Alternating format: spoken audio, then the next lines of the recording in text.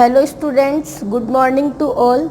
सेठ Shri Bhagwan Das Todi PG college की online classes में आपका स्वागत है। लास्ट क्लास में अपन ने ट्रांसफॉर्मेशन इक्वेशन को एनालिसिस किया था, जिसमें अपन ने दो टाइप पढ़े थे। उसमें time dependent coordinate transformation equation and time independent coordinate transformation equation.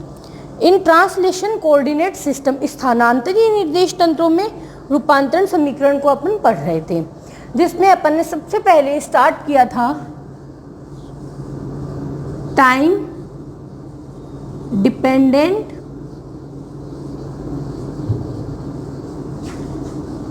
Coordinate transformation equation.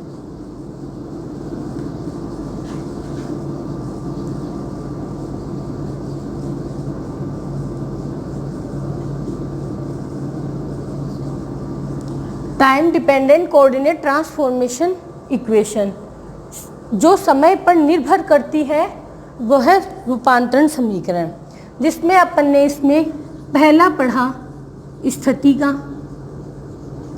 दूसरा पढ़ा विस्थापन का,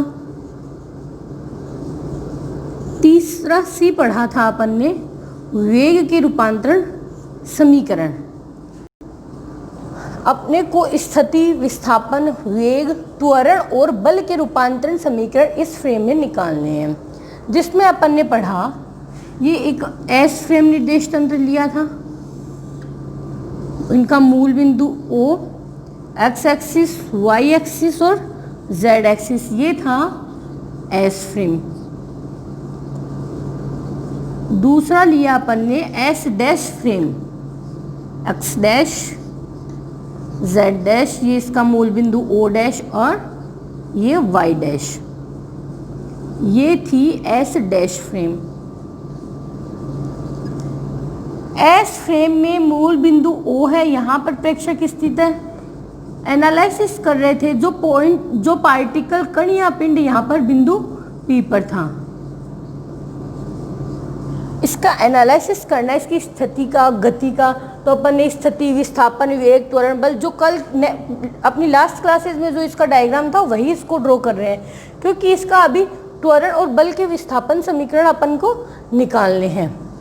तो ये तो एस का हुआ। अब आता है एस डैश फ्रेम में निकाल रहे हैं एस के सापेक्ष, तो इसको यहाँ से मिलाया।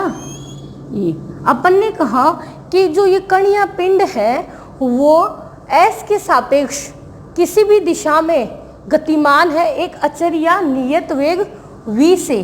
तो एस वाले के तो यहाँ पर ये स्थिति सदिश r, इसका vt कल बताया था मैंने, चाल बराबर दूरी बटा समय से, और ये r डैश। तो देखो स्टूडेंट्स, जब कल तक का अपन ने एनालिसिस किया उसी को अपन आज आगे कंटिन्यू रखेंगे। जैसे अपना एक समीकरण तो आया था r dash equal to r minus vt, r dash equal to r minus vt, इसे लिखा था अपन ने समीकरण एक। और वैसे नंबरिंग आप लास्ट की क्लासेस से आगे का ऐड करते जाना। फिर अपन ने वेग को लिखा था u dash equal to u minus capital V। ध्यान रखना है स्टूडेंट्स, कैपिटल V क्या था? एस डैश फ्रेम है वो एस के सापेक्ष एक नियत या अचर वेग से गति करती है, वो है कैपिटल V। u डैश है एस डैश फ्रेम में कण या पिंडों का वेग, और u है एस फ्रेम में। इसको अपन ने लिखा था समीकरण 5। अब अपन इसको आगे कंटिन्यू करते हैं। अपन अगला पढ़ते हैं इसमें त्वरण के रूपांतरण समीकरण। त्वरण के रूपांतरण समीकरण, त्वरण के रूपांतरण समीकरण पढ़ते हैं। तो त्वरण क्या होता है? वेग का समय के सापेक्ष अवकलन। तो इसका अपन समीकरण 5 का t के सापेक्ष अवकलन करने पर इसको यहाँ पर लिखेंगे t के सापेक्ष अवकलन करने पर, t के सापेक्ष अवकलन करने पर। इसका t के सापेक्ष अवकलन करेंगे तो d u dash upon D T equal to D U upon D T minus D upon D T, और ये कैपिटल V। देखो स्टूडेंट्स, अवकलन करेंगे तो अपने को पता होना चाहिए अपन ने इसको क्या लिया है, नियत वेग या अचर वेग। और नियत का अवकलन क्या होता है, हमेशा 0 होता है। V क्या है, नियत। इस चूंकि V है वो नियत है, तो D V upon D T क्या होगा, 0। ये 0 होगा, इसको यहाँ रखेंगे तो क्या बचेगा, D U dash upon D T equal to D U upon D T. ये आता है D U upon D T. अब देखो स्टूडेंट्स, ध्यान दीजिएगा, त्वरण क्या है, वेग का समय के सापेक्ष अवकलन। वैसे ही स्थिति, वेग क्या होता है, स्थिति का समय के सापेक्ष अवकलन। तो अपन क्या करेंगे, मतलब त्वरण है स्थिति का समय के सापेक्ष 2 बार अवकलन है। और त्वरण एसिलरेशन, एसिलरेशन को किससे लिखते हैं, स्मॉल a से। तो यहाँ पर ये D U dash upon D T क्या होगा, D U dash upon D T equals to A dash, and A dash तो होगा ही होगा, इसके साथ ही इसको क्या लिख सकते हैं, D square R dash upon D T square. D U dash upon समय के सापेक्ष अवकलन है, वेग का ये त्वरण होता है, और ये क्या होता है, स्थिति का समय के सापेक्ष 2 बार अवकलन। वैसे ही D U upon D T को क्या लिखेंगे, ए, मतलब D square R upon D T square. इन दोनों का मान जब यहाँ रखेंगे तो इसको अपन क्या लिख सकते हैं, ए डैश बराबर ए। ए डैश बराबर ए से क्या प्रूव हो रहा है कि एस डैश फ्रेम में जो त्वरण है निर्देशांक रूपांतरण समीकरण में, वो किसके बराबर है, एस निर्देश फ्रेम में इक्वल होंगे। इसको लिखेंगे, कल समीकरण 9 तक हुई थी, इसको लिखेंगे समीकरण 10। ये तो हुआ transformation equation for acceleration, transformation equation for acceleration. अब स्टूडेंट क्या रह गया, ये डी अपन ने किया था ट्रांसफॉर्मेशन इक्वेशन फॉर एसिलरेशन। स्थिति हो गया है, विस्थापन हो गया है, वेग हो गया है, त्वरण हो गया है, अब एक बचा है बल। तो अब डायग्राम अपना यही रहेगा। इसी time dependent coordinate transformation equation में अपन डी तक हो गया है, अगला पढ़ेंगे ई। मैं यहाँ तक का क्लियर कर रही हूँ। अगला लिखेंगे अपन बल के रूपांतरण समीकरण, बल के रूपांतरण समीकरण, ट्रांसफॉर्मेशन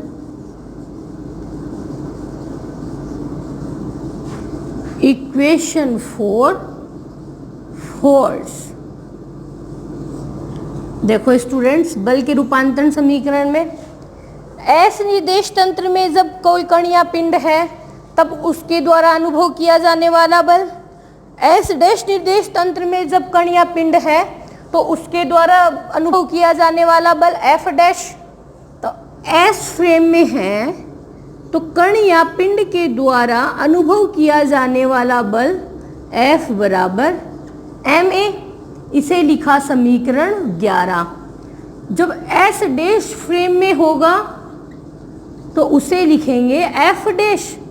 एफ डैश में है तो एम ए डैश अपन ने पढ़ा है, एम ए और एम ए डैश, इसको लिखा समीकरण 12, इक्वेशन 12। अब देखो समीकरण 10 अपन ने क्या पढ़ी थी, ए डैश इक्वल टू ए। यहाँ तक तो अपन ने प्रूव किया है, तो समीकरण 10 को क्या करेंगे, स्मॉल एम से गुणा।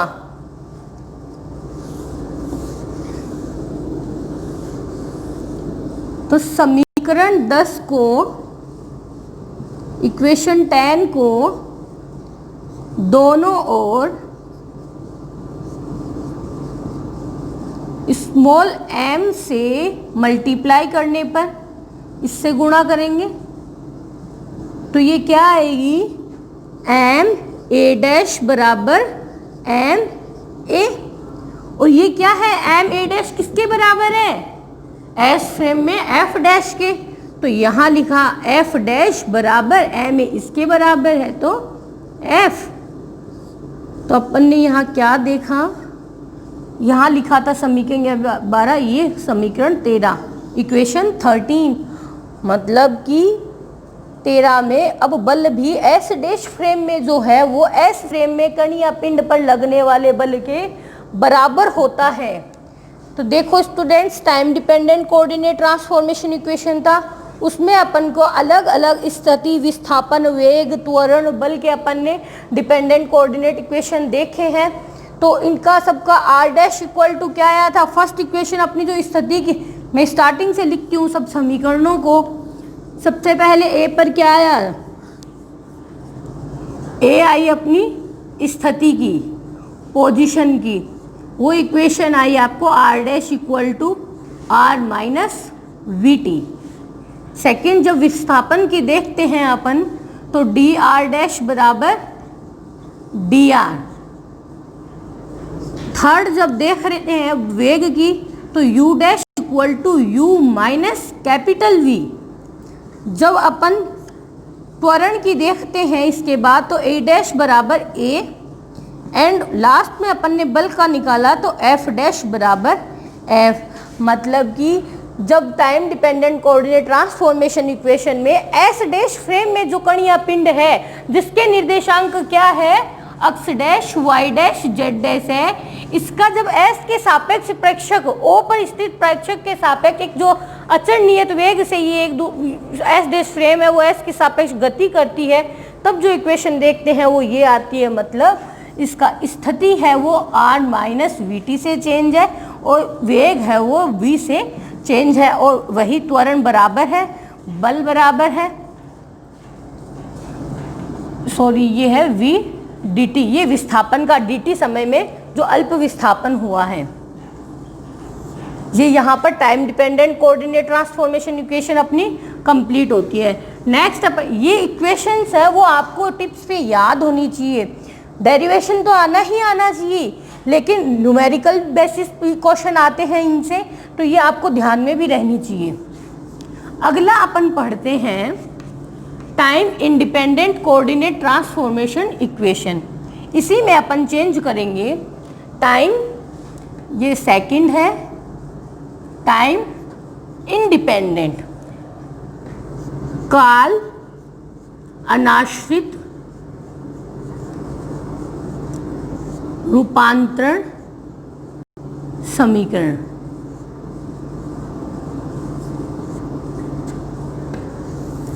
देखो पहले तो था एक दूसरे के सापेक्ष अच्युत वेग या नियत वेग से गति कर रहे थे, अब क्या होगा, जब दो निर्देश तंत्रों के मध्य आपेक्षिक गति अनुपस्थित होती है तो उसे कहते, उसके निर्देशांकों में संबंध व्यक्त करने वाले समीकरण काल अनाश्रित रूपांतरण समीकरण कहलाते हैं। इसकी डेफिनेशन देख लेना, नोट करोगे साथ साथ, मैं लिखती हूँ। जब दो निर्देश तंत्रों के मध्य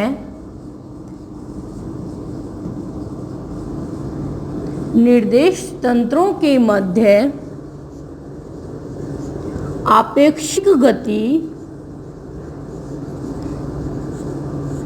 अनुपस्थित होती है तो उनके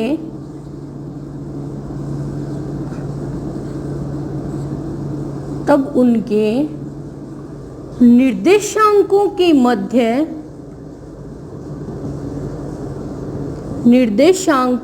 मध्य संबंध व्यक्त करने वाले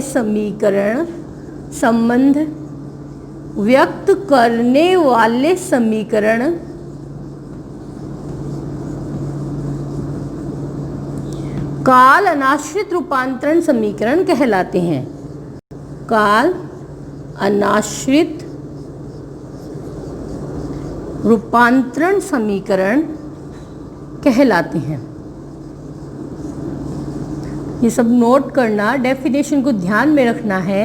इसके पहले वाली इसके ऑपोजिट होती है कि एस डैश फ्रेम है वो एस के सापेक्ष एक नियत वेग या अचर वेग से किसी भी दिशा में गतिमान होती है। तब अपन ने इसको लिया था कि एक अचर वेग v से t समय में कितनी दूर तक कण या पिंड विस्थापित होता है, जिसको अपन ने dt समय में उसका विस्थापन पढ़ा था। अब माना ये आपेक्षिक वेग गति अनुपस्थित होती है, आपेक्षिक गति अनुपस्थित होगी तो इसको किससे रिप्रेजेंट करेंगे, इसको लिखेंगे r नोट से। वही यही ट्राइंगल है, वही कंडीशन है, सिर्फ यहाँ पर चेंज होगा। यहाँ पर चेंज होगा तो जो स्थिति का समीकरण लिख रहे थे अपन, पोजीशन के जो ट्रांसफॉर्मेशन इक्वेशन का जो पढ़ रहे थे, उसके क्या लिखेंगे, ट्रांसफॉर्मेशन कोऑर्डिनेट इक्वेशन। वही त्रिभुज में सदिश योग के नियम से, सदिश योग के नियम से, इसमें सदिश योग के नियम से करेंगे तो ये r डैश ओ पी बराबर O dash plus O dash P रहेगा। वही पहले वाले की तरह O P equals to O dash plus O dash P ये है। तो इसको देखो अपन, यहाँ पर क्या है, O P equals to R है, ओ डैश इक्वल टू क्या है, आर नोट है, एंड ओ डैश पी क्या है, ओ डैश पी है आर डैश है। इन तीनों मानों को इस समीकरण में लिखेंगे तो ओ पी के नीचे क्या आर, ओ डैश क्या लिखा है, R nought plus R dash, ये लिखेंगे। अपन क्या पढ़ रहे हैं, एस डैश फ्रेम में इक्वेशन पढ़ रहे हैं, तो इसको यहाँ से क्या कर देंगे, आर डैश होगा वो किसके बराबर बचेगा, आर माइनस आर नोट के। तो ये अपना इसमें time independent coordinate transformation equation में स्टूडेंट्स फर्स्ट इक्वेशन अपनी कंप्लीटली आ चुकी है। स्थिति का रूपांतरण समीकरण, इसमें सबसे पहला स्थिति का रूपांतरण समीकरण, ट्रांसफॉर्मेशन इक्वेशन फॉर पोजीशन, समीकरण एक क्या है, स्थिति का रूपांतरण समीकरण एस डैश फ्रेम में एस के सापेक्ष। स्थिति आ चुकी है, आर नोट क्या है, नियत है, क्योंकि आपेक्षिक गति अनुपस्थित है। ये था स्मॉल ए, स्थिति का रूपांतरण। सेकंड इसी में पढ़ेंगे वही वेग का रूपांतरण समीकरण, वेग के रूपांतरण समीकरण, transformation equation for velocity. Velocity के लिए लिखेंगे तो समीकरण, वेलोसिटी क्या होती है, स्थिति का समय के सापेक्ष अवकलन। स्थिति का समय के सापेक्ष अवकलन करेंगे तो समीकरण एक का t के सापेक्ष अवकलन करने पर, एक का t के सापेक्ष अवकलन करने पर, एक का t के सापेक्ष अवकलन करते हैं तो D R dash upon D T equal to D R upon D T minus D R nought upon D T. देखिएगा स्टूडेंट्स, आपेक्ष गति की अनुपस्थिति में बोला है, आपेक्षिक गति की अनुपस्थिति में बोला है, तो ये आर नोट क्या है, यहाँ पर नियत। और अपन सब जानते हैं कि नियत का समय के सापेक्ष जो अवकलन होता है वो क्या होता है, शून्य। ये शून्य होगा तो क्या बचेगा, D R dash upon D T equals to D R upon D T. अपन ने पढ़ा है D R upon dash upon D T, और D R upon D T को क्या लिखा है अपन ने, इसको यू डैश से लिखा है, इसको यू से लिखा है, तो इसके बराबर अपन क्या लिख सकते हैं, यू डैश बराबर यू। ये आया आपके समीकरण 2। पहले जब देखो दोनों पढ़ोगे तो कंपैरिजन करते हुए पढ़ना है अपने को। कंपैरिजन करते हुए पहला R dash equal to R minus R nought आया है इसका स्थिति का, जबकि उसमें क्या आया था, उसमें सापेक्षिक गति हो रही थी तो R dash equal to R minus V T आया था। वेग का रूपांतरण समीकरण, उसमें v एक नियत वेग से गति कर रहा था तो वी टी आया था, u dash equal to U minus capital V आया था, और यहाँ पर सिर्फ क्या है, u है। मतलब यहाँ उसमें तो वेग चेंज था, एस डैश फ्रेम में कण या पिंडों का वेग s के सापेक्ष कैपिटल V से कम हुआ था, और इसमें क्या है, दोनों में अभी भी बराबर है, दोनों में बराबर है। आगे इसी का सी पढ़ेंगे अपन, त्वरण के रूपांतरण समीकरण। त्वरण के रूपांतरण समीकरण पढ़ेंगे तो वही समीकरण 2 का t के सापेक्ष अवकलन, t के सापेक्ष अवकलन करेंगे तो स्टूडेंट्स समीकरण 2 ये रही, D U dash upon D T equal to D U upon D T, और इसको अपन ने इससे लिखा था ए डैश से, इसको लिखा है अपन ने ए से, तो समीकरण क्या बचेगी आपकी, क्या बनी है, ए डैश बराबर ए। स्टूडेंट्स याद रखना, उसमें भी त्वरण यही था, दोनों निर्देश तंत्रों में इक्वल था, इसमें भी इक्वल है, इसका मान समीकरण 3। फोर्थ वही बल की रूपांतरण समीकरण पढ़ेंगे। बल के रूपांतरण समीकरण सब किस में पढ़ रहे हैं, काल अनाश्रित रूपांतरण समीकरण, time independent coordinate transformation equation में बल के रूपांतरण समीकरण पढ़ेंगे तो अपने को पता है वही एस फ्रेम में क्या बल, जो कण या पिंड के द्वारा अनुभव किया जाने वाला बल एफ बराबर M A, S dash frame में किया जाने वाला बल, अनुभव किया जाने वाला बल एफ डैश बराबर एम ए डैश। इन दोनों को समीकरण 3 को क्या करेंगे, एम से गुणा करेंगे तभी बल आएगा, तो समीकरण 3 को इक्वेशन जो थर्ड है उसको दोनों तरफ स्मॉल m से गुणा करने पर, देखो इसको लिख दो इक्वेशन 4th, इसको लिख दो इक्वेशन 5th, गुणा करेंगे तो क्या बचेगा, एम ए डैश बराबर एम ए। अब देखो एम ए डैश समीकरण 4 से किसके बराबर है, एफ के, समीकरण 5 से एफ डैश के, और एम ए बराबर है समीकरण 4 से एफ की। तो इसका मतलब क्या हुआ स्टूडेंट, समीकरण 6। देखो मैं 6 इक्वेशन यहाँ पर लिखती हूँ, यहाँ पर लिखते हैं अपन। फर्स्ट इक्वेशन स्थिति की क्या आई इसमें, R dash equal to R minus R naught. Second जो बल वेग की आई वो क्या आई, U dash equal to U. C जो त्वरण की आई वो ए डैश बराबर ए, ठीक है, और जो डी आई है बल की एफ डैश बराबर एफ। देखो स्टूडेंट्स ये चारों इक्वेशन हैं, ये आपको ध्यान में रहनी चाहिए। इसे आप क्या लिख सकते हो कि स्थानांतर, ये निर्देश तंत्र में अपन दोनों टाइप पढ़े, time dependent and time independent. तो टाइम इंडिपेंडेंट जो काल अनाश्रित रूपांतरण समीकरण है उसमें कण या पिंडों की सिर्फ स्थिति बदलती है, वेग, त्वरण व बल अपरिवर्तित रहते हैं, निश्चल रहते हैं, इनवेरिएंट रहते हैं। अब दोनों में आपको कंपैरिजन या आना चाहिए, इन्हीं के सापेक्ष ये जो इक्वेशन लिखी है इन्हीं का कंपैरिजन जब अपन करते हैं पहले वाली से, ये तो क्या थी सेकंड की ए एंड बी मान लेते हैं इनको, तो टाइम इंडिपेंडेंट वाली। यहाँ पर फर्स्ट क्या थी, टाइम डिपेंडेंट वाली लिखते हैं, तो उसमें पहली R dash equal to R minus V T. B लिखते हैं तो U dash equal to u minus V. C लिखते हैं तो ए डैश बराबर ए एंड एफ डैश बराबर एफ। देखिएगा स्टूडेंट्स, इन चारों समीकरण से क्या पता चलता है अपने को कि जो टाइम डिपेंडेंट, ये तो थी टाइम डिपेंडेंट ये टाइम इंडिपेंडेंट। देखिएगा त्वरण इसमें भी बराबर है, उसमें भी, दोनों में इक्वल है, बल दोनों में इक्वल है।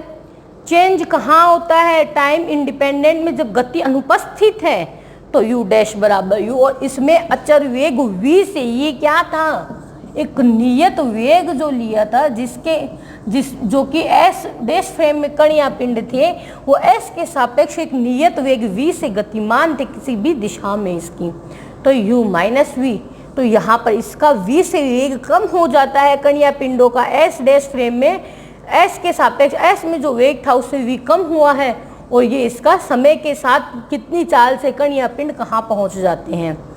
तो अपने को ये क्वेश्चन जैसे आता है एग्जाम में, तो वो कैसे पूछ सकता है? अलग अलग तरीके से।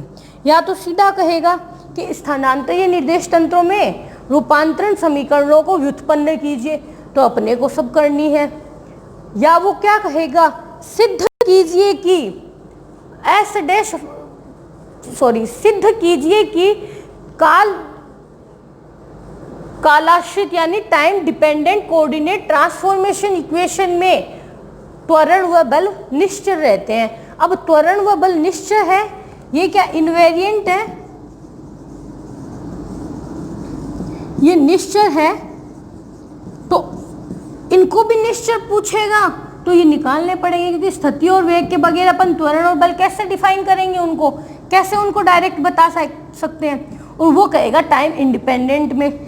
ये तो हुआ छोटे क्वेश्चन में, लेकिन जब बड़ा क्वेश्चन पूछता है तो वो सीधा पूछेगा आपको कि टाइम डिपेंडेंट में रूपांतरण समीकरणों को व्युत्पन्न कीजिए, और टाइम इंडिपेंडेंट में।